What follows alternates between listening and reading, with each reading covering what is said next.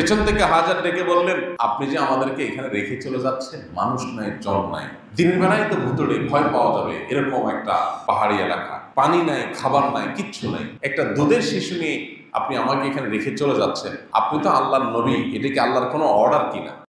হজের এই ইবাদতের সূচনা এটা আল্লাহ তাআলা করিয়েছেন ইব্রাহিম আলাইহিস সালামের মাধ্যমে। এই বাইতুল্লাহ পুনর্নির্মাণের এই কাজটি করেছেন ইব্রাহিম আলাইহিস সালাম।